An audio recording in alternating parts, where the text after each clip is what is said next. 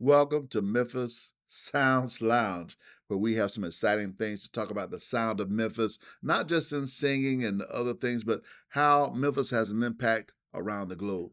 Today, we have an amazing person who has opened up some new doors, not just for Memphians, but for those in other cities and states and other countries. None other than Jason Farmer. Welcome, Jason Farmer, to Memphis Sounds Lounge. We're here to kick back and talk with you a little bit about what's going on with your business and your operation and all of that. But before we get into that, let's just talk about, I guess, how your connection. What's your connection with Memphis? Were you born here? Did you grow up here? What's going on with that? Yeah, so Trini, thank you. Always good to be in your company. Yes, indeed. Um, What about my company? Oh, Why just his company? cause we've My been, company is good. cause we know each other since about. man, we go way back Yeah. to Okay. Lanier Junior High School. My bad. We went back 10 minutes ago, but that's cool. I He ain't was mean to at interrupt. he was at Lanier. I was at Haven View. And then we was in the band together at White Haven and Yep. played trumpet together and all of that. And I graduated, and he graduated, and went on about our lives. I was in the Marine Corps. He's in the Marine Corps. We came back to Memphis, and now we're here. And but he got some more to tell about his life Okay. story. Wow. And I guess I feel real left out right now, I've but known that's Mr. okay. Mr. Mabry by Mr. Howard. Right? I get the names mixed up. Maybe Holyfield. Holyfield. Goodness, I'm thinking about somebody else. It's early in the morning. It's I've early. I've known your dad for a number of years, so I guess I feel like there is some connection as well. Thank you. Don't make me feel so left Through, Yeah, through show our some, the mutual- show third some, wheel over show here. some love, show some love, show some Go love. something my way a little We're bit. all connected through some kind of through way. Osmosis. We gonna get here. through We gonna Mr. Dates and certainly those guys, man. get the original Memphis Sounds people. The original Memphis Sounds, the hotel, just that entrepreneurial spirit. Period. Yes, Cliff yes. Dates at one time had the Yes. largest privately owned Security company in the country. That's And a lot of correct. people don't know that. Frank Banks with his financial services company has been around for a number of years. They own the hotel, the Correct. Benchmark downtown. They own Memphis Sound. So just the spirit that those guys worked in for such a long period of time, it dispelled a lot of rumors, like that black people can't work together, Right. we can't do business together, Yes. and here's some men who did it for just decades, and so Right. that's just been, and then they were always open. So not only could you go down and get some good food and some good music, and never in a situation. And it was like everybody came here, and it was like you knew the proper decorum when you got there. You're gonna sit down, you're gonna talk business, you can talk politics, you can talk religion. It was an open platform, and everybody was welcome. So Right. I appreciate them for bringing that kind of spirit to the city, and I'm sure that a lot of businesses probably got founded right there in Memphis Sounds Lounge They or at did. that hotel, at the bar and restaurant area there, and they were always open. Just, hey man, call me or stop by, and so I just really appreciate that. So as a young um, budding entrepreneur, and much like myself, you know, those men were from Memphis and they had humble beginnings, but they always understood the importance of being from Memphis, and they always let that be like forefront that they were from Memphis. So my family, we grew up in the Foot Homes housing projects, uh, not far from Memphis Sounds and the Benchmark Hotel right there at Vance and Danny Thomas. At that time, probably fifth, sixth generation. My family had long, deep roots in the public housing system. Foot Homes, Clavin Homes, Fowler Homes, the Lemoyne Gardens, just in that whole South Memphis area. Mm-hmm. But just in terms of no real family legacy except the legacy of poverty. My parents at that time my mom was 17 when she had me, my dad was 19, but they just had a mindset that they wanted their children to have different opportunities. So while neither one of them were college educated, they always espoused that on us. Like, you got to get an education.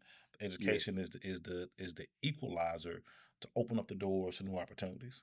Um, and we were off air talking earlier. You mentioned that a lot of people in Memphis have never been outside of Memphis, and I think Outside their own neighborhood. right. Very true. And so the whole, what high school did you go to? Like, people that are not from Memphis and they come here, it's like, man, why is everybody always concerned about what high school you went to? Right. I said, man, because for a lot of people, like that's their legacy. So Mhm. like your legacy is tied to that neighborhood and that high school that you went to. I said, so it's a quick way to do a native Memphian check. Analysis on that person, real quick. Like what high school you went What to, church? what church, You're what right, neighborhood. right, I said right. because it kind of gives it says a lot about your personality. Right. I said, but some of the other places that I've been fortunate, I backtrack a little bit. My parents, my dad was able to move us out of the projects when I was in junior high school, right before I went to Lanier Junior High School. Mhm. We moved out to the Westwood area. Um, whole different mindset, it was middle class community. And Yeah. always, my parents are always blue collar workers. My mom has worked in security her entire life. My dad was always in the logistics side of the business. Being in Memphis, that's just kind of a natural place. And Yes. so he worked in warehouse spaces, and but he was able to move us out, and we went into the Westwood area, and even then, they just kept pushing this thing about education. So we went to Lanier, then we went to Whitehaven on optional transfers. We had the college prep program. We got to go to Whitehaven, get ready to go to college. Right. And my parents were never afraid to expose us to things that they knew nothing about. Because my father had went into the army during the Vietnam era. My mom became pregnant, dropped out of high school in the senior year. Didn't finish school until much later on. Had quickly had 5 kids. We were all 2 years apart. So my mom was probably 30 years old when she finished high school. Are you the oldest? I'm the oldest of 5 kids. And there are 3 boys and 2 girls. And so um, they always exposed us. At that time we would go to the library, and we never could afford to have the whole set of encyclopedias. I think we had probably 3 or 4 because you could actually buy them like pieces at a time. Right. Yeah. And so one of our neighbors had encyclopedias, so we had to do book reports and research. We just went to their houses. We never had the entire set of Before encyclopedias. you go any further, you had the encyclopedias and what's the other one, Childcraft. You remember that? Yeah. You had the Childcraft. You can get all the volumes of that. Have the encyclopedia as well.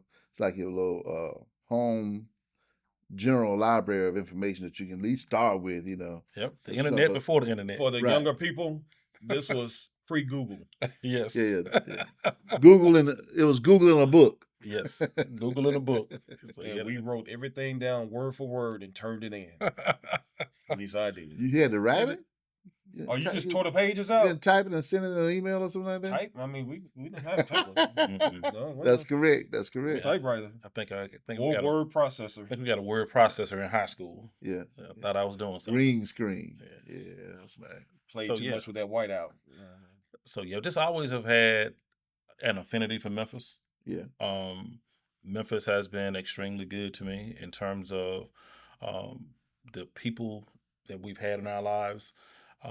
Just the experience. There's a unique experience. I've had the opportunity through the Marine Corps and just business to travel the world. I think I've been to 26 countries, and I think I've been to 48 of the United States. And I always make sure to take Memphis stuff when I go. My Memphis swag, whether it's the Grizzlies, it's the Tigers, or Whitehaven stuff, just so people know, because wherever we go, particularly in the creative community, there's always a community of Memphians that are there. If I'm in Yes. LA, if I'm in Very true. Japan, if I'm in Canada somewhere, there's Mhm. always Memphians on the creative scene that are really driving what's going on. And So you see why we're doing what we're doing, right, in regards to Memphis Sounds Lounge, Yep. because it's bigger than just what's in the city of Memphis limits, the city limits. All these people around the globe who we're going to be out participating and doing things with, interviewing, sharing information, just like you, because they have a heart for Memphis just like you do. Mhm. And but doing amazing things, doing discoveries, doing scientific work in technology, in the film industry like yourself, and music as well. So we're looking to cover all those things. Oh, yeah. That's why we got you here today, man, because we want to understand more about your passion for Memphis and how that's tying into you getting into this business that you have right now. Yeah. Can you tell us something about your business and all of that, so we can see what's Yeah. See how we can play a part? Yeah. So, um, my pathway out was when I graduated high school. I was in a band at Whitehaven High School, played baritone, horn, tuba, had scholarship offers to Jackson State.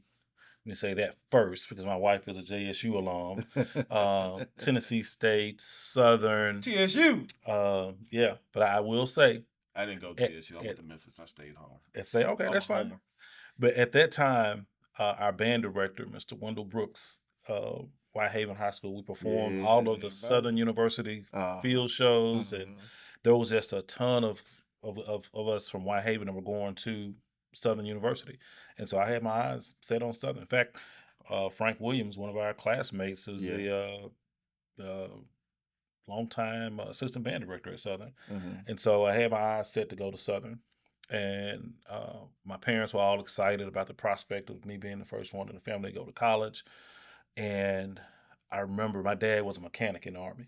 And I don't know how this happened, but the car always worked from like Monday to Thursday. And on the weekend, he worked on it. And then on Monday morning, he was ready to roll again to drop us off to school to go to work. It just never failed. Hey. And so I remember this Thursday, just like clockwork, the car, something was wrong with the car. It broke down. Like we were never destitute. We've never been homeless. We've never had utilities off. We've always had something to eat, but we've always had just enough. And I give credit to my parents. There were 5 of us. Then we had an aunt that lived with us. And then we had 2 other cousins that lived with us in a 3-bedroom, 1-bathroom house. So we had like 10 people in this one house, and my dad took care of everybody. My mom and dad took care of everybody as blue collar workers. And I tell you, back in the day, man, I don't think my dad made more than $300 in a week. Yeah. For a long, long, long, long, long time. Yes. So when I look back on that, the fact that we went to school every day with clean clothes and we got to go on trips through the functions and entities we were involved with. So I have a great debt to my parents for what they did for us and our extended family.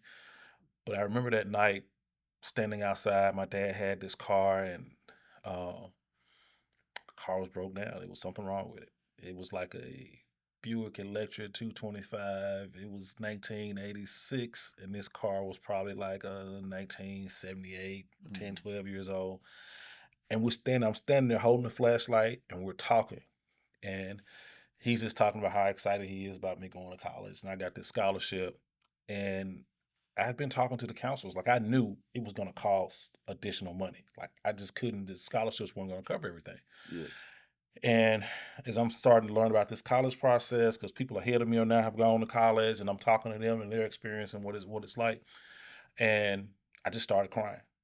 And like my dad is working on his car, and he's all excited because I knew then, like, although we've had some situations where the lights were blinking and like the mortgage had to be paid at 12 o'clock and it was paid at 11:59 and 59 seconds.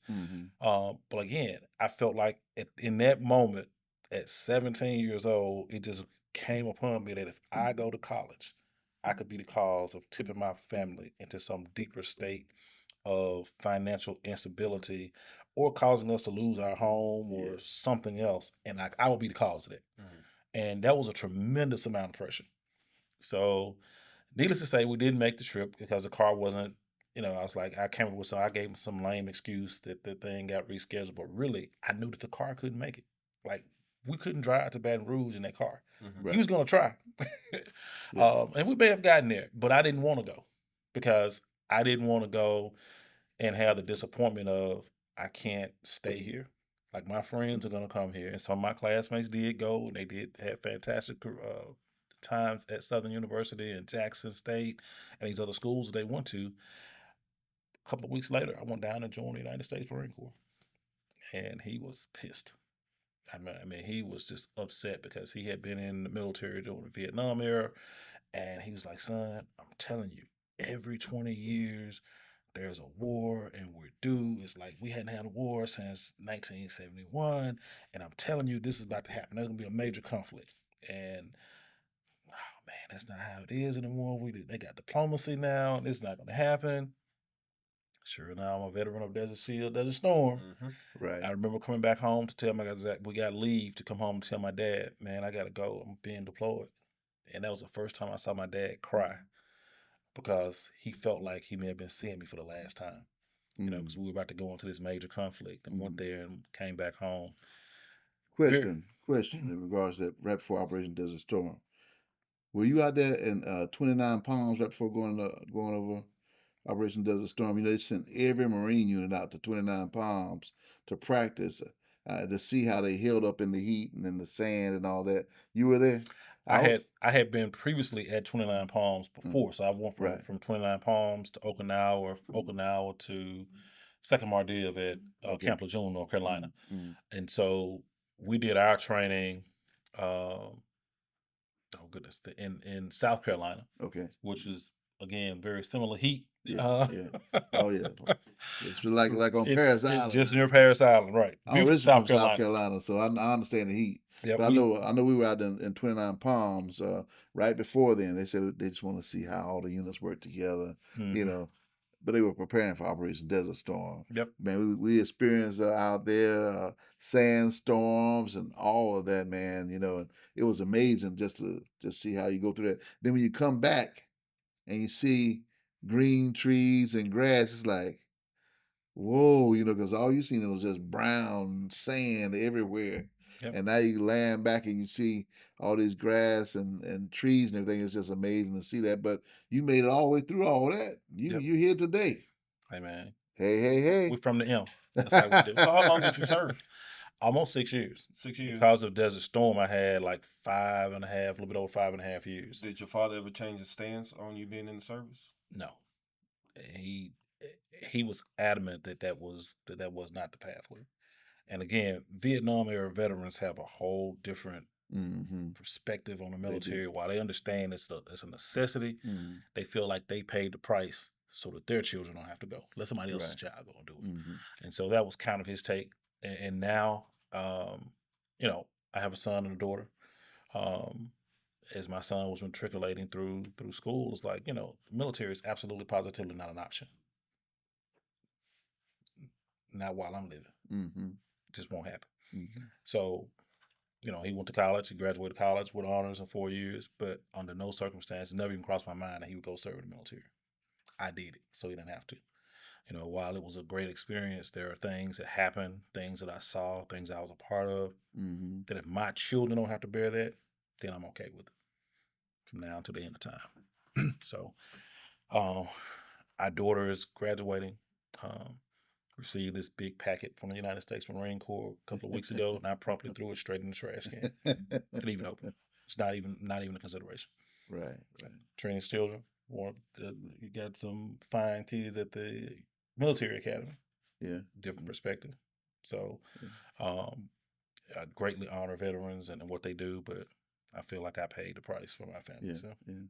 and Trini's been in combat as well. So, Mhm. but Memphis, man, I love Memphis. Even in the military, just always want to drive that Memphis connection. Um, our son is the reason for the film studio. So he's a creative and wanted to become a filmmaker. When I got out the military, I worked in the government sector, did a lot of research, worked in the state legislature for a number of years Here in Memphis or in Nashville, Nashville? Yeah. and I worked in D.C. also for Senator Fred Thompson, Okay. doing research and on his legal team there. And so it in a way prepared me for this. Uh, the Marine Corps is the first thing you learn when you get off the bus at the United States Marine Corps Recruit Depot, Paris Island. Sir, discipline is the instant willing obedience to all orders and commands, sir. And like you Right. get that is drilled into you probably 10 million times. It's just like discipline. Like you can do anything if you're just disciplined to do it. Right. And so it's just like you just got to condition yourself to do it. And so with that kind of catalyst, as opposed to going to college, my basis was established upon that discipline around the Marine Corps. And it prepared me for a lot of things in the future that I didn't see or didn't realize at that time. Um, and so when I got married, we had a son. My wife's a career educator. almost 30 years now. She's like counting down the days. Hey. um, and our son, when he was about 9 or 10 years old, I think Transformers came out, and he was immediately hooked. Just the animation, the storylines, and all this backstories, and like he knows about all these comics and all these, as I say, these backstories to all these characters, Yes. and decided he wanted to become a filmmaker. Mm-hmm. And we tried our best to dissuade him. My intent was to go to law school, practice law for a while, then become a judge and retire as the Honorable Jason A. Farmer. That was my life goal. It has been severely interrupted for the last 12 years, supporting our son. Um, and so we have two children. Our daughter, who's graduating later on this afternoon, is From middle college high school. So Bulldog. yep, middle college bulldog. Graduated number 3 in her class and headed out to Spelman. Um, My she's daughter also graduated from middle college okay. What 4 years? years ago. Okay, she was right behind Jason. Jason graduated in 2019. Yeah, she graduated in 2020. Just graduated from TSU Okay. 2 weeks ago. Well, Jason probably knows your daughter. My son is Jason Farmer as well, so we keep it simple. We'll find out later. Well, congratulations on her graduation. So, um, they get along really well. Allison's more on the business side of things. She's a creator. She danced, did ballet with Collage Yeah. dance company here for about 10 years. She's a skilled artist as I'm looking at the artwork on the wall. Yes. But she also has a keen mind for business, and her desire is to go into law. So her and her brother work together in that capacity. But he kept us on this track of wanting to be a filmmaker. And so, like the parents do, you try to help your kids figure out like what's the best pathway forward. And because we didn't know, um, literally out of frustration, one day I just posted on social media, "Hey, anybody that I know that's in the film space, could you please reach out?" And Christy Taylor, who used to be an air personality here, she's also a screenwriter. And at that time, she was in LA, and she messaged me back, and we started talking back and forth, and she just started sharing things with me. She was all excited about Jason wanting to become a filmmaker and started sharing. And so I would literally show up to places like today, knock on the door, and say, "Hey, Christy Taylor sent me." Not knowing why I'm supposed to be here. Then I end up being the light dude. So I'm holding the light, or I'm the mic guy, or I'm the sound, just like because I need to get exposed. And so Christy knew somebody that was on the set, just like, "Hey, go and see so and so. They're gonna allow you to shadow, and you Yeah. and Jason can learn." And that's how this got started. Wow. And it grew from there to me now delving into the research side of it, saying, "Okay, well, what's going on? I get it in front of the camera and behind the camera, but it's called show business. Like, what's the business side of this? What's the business argument, and why doesn't Memphis have this?" Let me stop you right there. Do you, knowing the way you came up, do you still allow shadowing now? If someone wants to learn anything about it, can they shadow you? Yeah, so we've had interns the last couple of summers. We're presently not doing any production work right now. We'll probably get back into production work in um, early first quarter of next year. We've we've been focused solely on the legislative rebate and incentive process, which has been we have two legislative bodies: city government, county government. We have state government. Now we've gotten some things that are going before the federal government, and it just takes a lot of time, a lot of time, a lot of maneuvering, and getting um, the various incentives and rebates that the property qualifies for. Yes. The legislation needs to be changed and things of that nature. It's just very time sensitive, and it looks like to the casual observer that nothing is going on, but there's all this legal things that The maneuvering business that and has show to happen. business. The business side of it. Right. And you're doing quite a bit of things leading up to this, though, because I remember you having a couple of annual events where you're inviting other directors and producers here Mhm. to actually push this forward. Correct. And we've came and participated in some of that as well, even before the pandemic. So Yep. it's been gradually moving and progressing to that. So if you can explain more about your business name, where people can get more information, and then also what you're looking to do right now and the end game for that. Yeah. So I guess let me finish tying up this. So when we did the research, what happens is around the same time that Jason decided to be a filmmaker, the industry was greatly disrupted by the streaming platforms. The Yeah, traditional yeah. Hollywood, old Hollywood, was Mm, LA based, New York based. hmm You had to be in one of those centers if you were a serious filmmaker. Right. It was analog, it was very tied into those centers.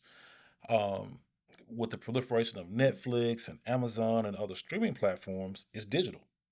When things are digital, Jason just completed a project a couple of weeks ago that he was working on. That's a part of an NBA project that was something out of Atlanta, but he was here working on it. And so it gives you a lot of flexibility.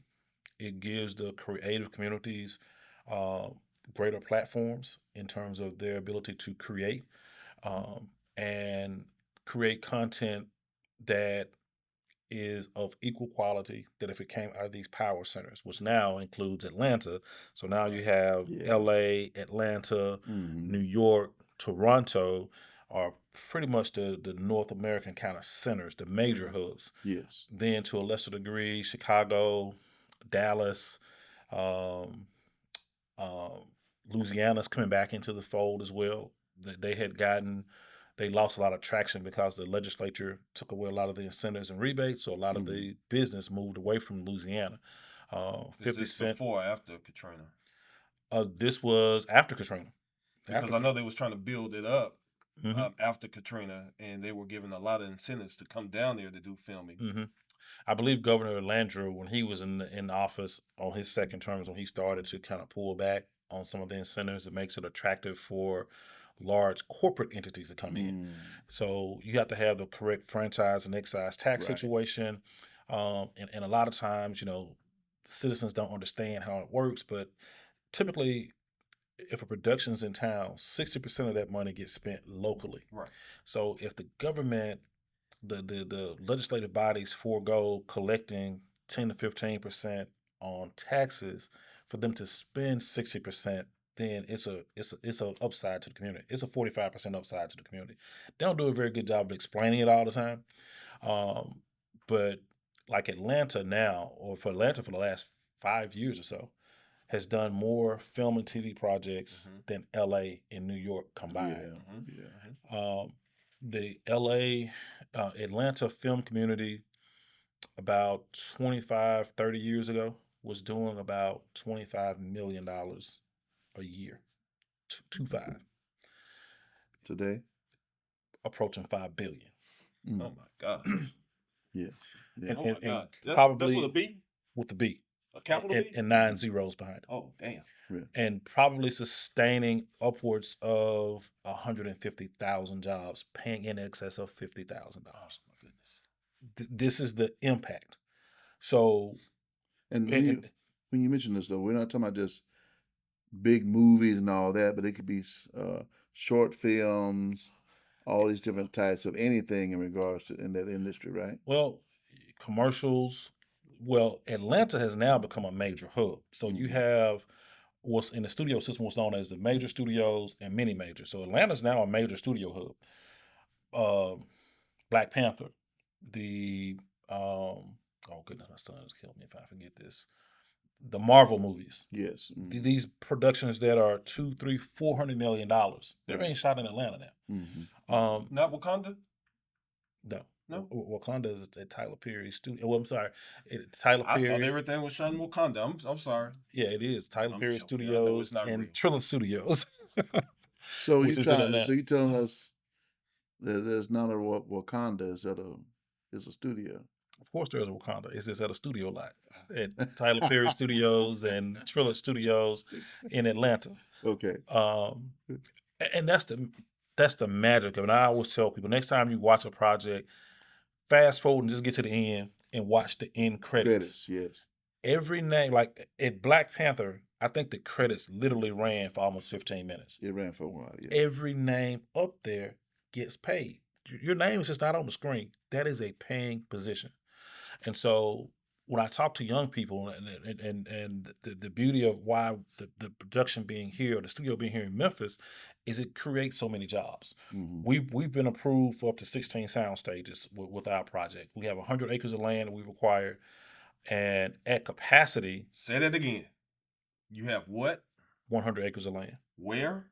in Whitehaven, Memphis, In Tennessee. Memphis, Tennessee, Mm. has a sound studio. Correct. At capacity, the studio will create 3 to 4 thousand direct jobs and 3 to 4 thousand indirect jobs. Indirect jobs, hair, makeup, drivers, Mhm. Catering. catering, Mhm. security, Yeah. education, because if you have children on set, they're still required to go to school. Insurance. Insurance, medical. You gotta look me up with the insurance. We look you up on insurance. Everything there, that entire project has to be insured. Right. Mhm. So you have a blanket insurance to make sure that the project gets completed. Then you have all the facilities that are on the property that have to be Mhm. insured. You have Mhm. electricians, Landscaping. All kind of landscaping, things. general maintenance, IT, all of these industries. The film studio is like a small city. It is. It's Yeah. a self-contained city. Oftentimes there's a hospital that's there that's dedicated to the studio. There's a police substation that's dedicated to the Right. studio. Mhm.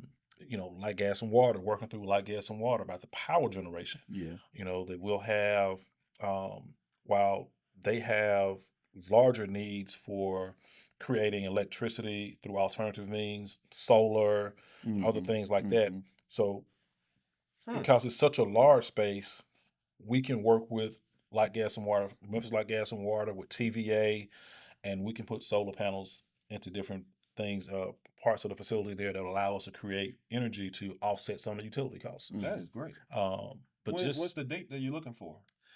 so What's your man, goal? we have been, of course, COVID happened and kind of threw everything off track. Yeah. But then we've just working through the various legislative bodies. It is slowing the progress down in terms of, Government wouldn't slow anything down, would they? man, look, I mean, they do everything so fast and just bam, bam, bam. That's how our government is, right? ideally, He's being sarcastic. ideally, yes. Uh, in practice, no. And it says, there are a number of things that have to be addressed. Um, and as best as you can, you try to keep things from being partisan. We live in a state that's the GOP has a supermajority in the House and the Senate, and also they control the governor's office. And so when we go to those legislative bodies, we focus on the fact that it's a jobs creator and the economic impact. The studio, um, in its full incarnation, is a multi-billion-dollar economic impact. Look at Atlanta. Right. Yes. So, you know, we're very similar and very different than Atlanta. What we're looking to do is we're looking to be a mini major. So a mini major feeds the industry to a lesser degree. We won't do Black Panther here. Like, we don't have the capacity to do Black Panther here probably for the next 20 years. Mhm. But we can do talk shows. We can do episodic programming, things that go onto the streaming platforms, projects up to about $25 million. Like right now, those projects have a hard time getting made at the major studio lots. Mhm. Tyler Okay. Perry has 12 sound stages, and he can only use 2 of the sound stages for his own projects for the next 10 years, because Marvel and these other large entities have It's leased out his installed. facilities for the next 10 years. That's a great problem to have Oh, as I a feel so homeowner, sorry for as him. a business owner. Poor Tyler. But he's looking to add additional stage space so he can do more of his own projects. Yes. And then he's collaborating with BET on a lot of things. Well, BET has capacity in New Right, York. right. So now it allows him to go to New York and do things outside, but he wants to build up Atlanta in the same way I want to build up Memphis. Thank you. Um, So and what can we do, or not just we, but what can the community do to help move the BLP project forward? man, we've had tremendous support from the legislative bodies. We've had unanimous support from the city and county, from city council, and from the county commission. Yes. Um, Mayor Harris on the county side is supportive of the project. We're meeting with Mayor Young in a couple of weeks. Mayor Young has um, committed to supporting the arts in Memphis. Um, and I think they both understand. And while we the focus on it is the studio and the film and TV projects that come out of it. At capacity, we could make 75 to 100 productions a year. On the music side, that means we need 1,500 to 2,000 pieces of music on an annual basis. So it will have an equally large impact on the music community Hmm. because everything visual has a music component. Correct. Commercials, soundtracks, the different scenes as you transition from one scene to the next. And we haven't put a lot of focus on that, but we will. A part of the studio is building out the capacity to take local musicians and take their music. You take a local musician, which you go to any corner in any neighborhood at any time of the day in Memphis, and I can get you a musician who has enough talent to be on somebody's major platform Right. performing. Right. So you take that artist who may be performing at, and people come here from out of town. I had a group here from Chicago a couple of weeks ago, Hmm. and we went to Four Way Grill. At Four Way Grill, there's some people in there singing a cappella. They were like, "This is a restaurant." I was like, "Sweetheart, in Memphis, wherever you can find a platform to sing, you sing." Yeah. I said, "There's literally that much talent here to Hmm. where, from the church to the barbershop to the restaurant to the nightclubs, I said almost anything you can think of. The Very true. Grizzlies games, the Tigers Yeah. game, they all have live entertainment Hmm. because the depth of the entertainment community is that deep here." And they were just amazed by it. And they're from Chicago. But I had to explain that. I said, "That's why." I said, "So you take that, but you take that person who's singing at the Four Way Grill, and that's an original song that he was singing, that they were singing. And you now take that song and you put that on the soundtrack Hmm. of a film. Now, as opposed to 150 people, 200 people hearing your song, now 2 million people just heard your song. Right. And at that end credit I talked about, your name is right there. Your website where they can get your music is right there. Now you just went from selling a couple of CDs at the restaurant to now you just did a couple of 100,000 or a couple of $1 million in business because people are going to your website directly buying your Yeah, you got music. credibility. And so that's so for when we working with the school system, so that young people understand that uh, the studio offers a tremendous amount of opportunities. Yes. Not everyone has to be college educated. Hmm. We have probably about 50 jobs that we've shared with the Memphis Shelby County school system that these young people can start working on and earning credits while they're in high school, co-oping at the studio. Hmm. Now there's a lot of That's legalities good. around that Yeah. because these are minors and they're working on sets with adults. So a lot of orchestration between um, the studio and Memphis Shelby County Schools on how best these students engage with what's going on at the studio complex. But that's That's a whole nother show. Then we don't want to be like Disney. right. Yeah. Right. Exactly. Right. But you have to be very intentional about that. So, but we're excited just about the relationship with the schools and the opportunities that it creates for students, and the type of hope that it can create. Because now you can take someone who um, doesn't have the aptitude or just maybe doesn't have the desire to go to college, but Hmm. now you can go get a job and you can move within those skill sets Hmm. and you can go from a $50,000 entry point to you progressing through and now you're making six figures Mm-hmm. and you're supporting your family. Mm-hmm. If you're making six figures, your zip code just changed. Oh yeah. Your mentality just changed. Your down legacy just changed. And so that's And the hopefully your mentality will change. yep, And then exposure. that will change the city to the positive. Yes. Yes. Yes. Yep. Yes. And there's some amazing things that I guess that we can see happening right now, and definitely for the future. But there's one thing I think that you need to be prepared for, Jason, is that in no time, all of a sudden, Everybody's gonna this be could looking for be a job from you. transformed from this multi-million to a multi-billion-dollar operation that's in full focus. And because I don't see this happening 5, 10, 15 years from now, I'm looking this probably gonna just blow out the water within the next year or two, and people using your facilities for their filming and all of that. And we wish you well with all that because I mean, it's going to bring a lot to Memphis. I don't think people realize, and well, I know Adam does, and I do, and you do, but there's so many people that come through Memphis, celebrities that are recording, that are doing different other things that are going throughout. But now they don't have to come through; they can be doing it all right here, Exactly. you know. And so we're just glad to be a part and to be able to Real have quick. that in there. Tell us what the BLP stands for. It's just BLP. So initially, when we founded the company, it was Black Lens Productions. It's like Black Lens for the camera. When my legal team was doing the research, securing the trademark office came back and notified us that someone else was using Black Lens Productions, but it wasn't protected. And it was a mom and pop camera operation in LA. And we had started using just BLP and just in terms of our branding.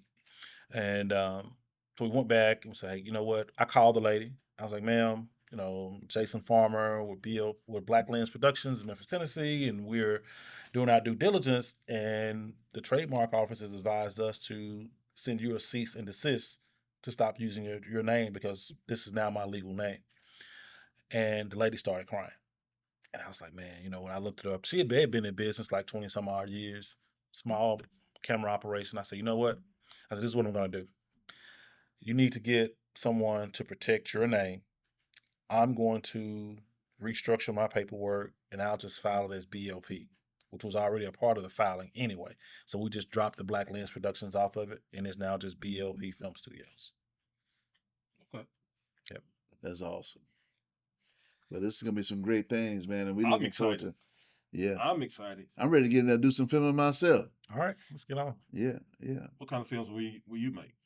Memphis Sounds Lounge. Okay, that's cool. That's cool.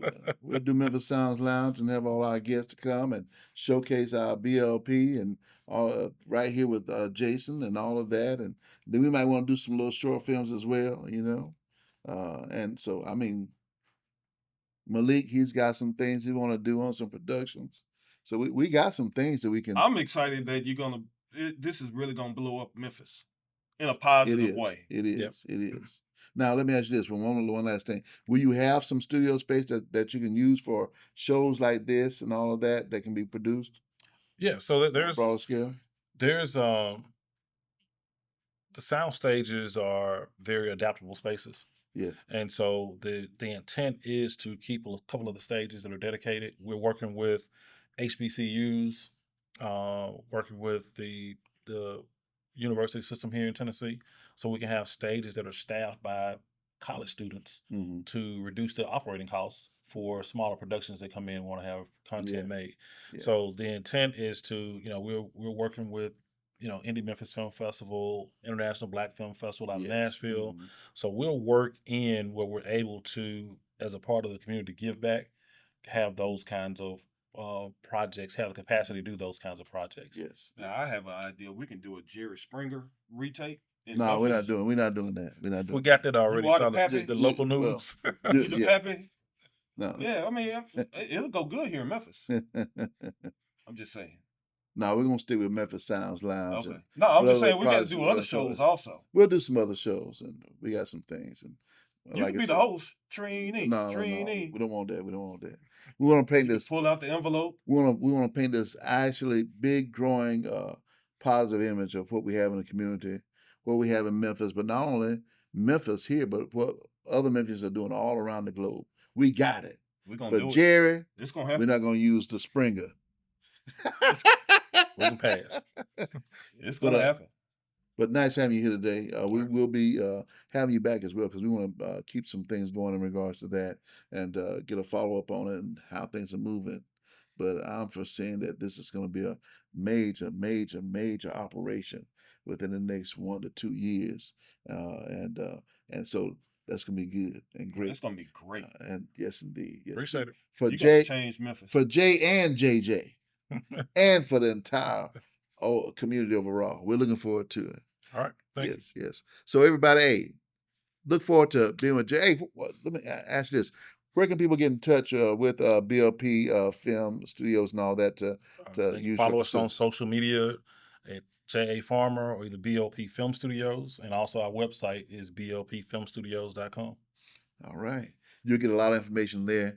We look forward to having you check him out and then checking us out here at Memphis Sounds Lounge. Description below. Check us out. Oh yeah, we're gonna have all those links and everything down there. Right. Until then, we'll see you next time.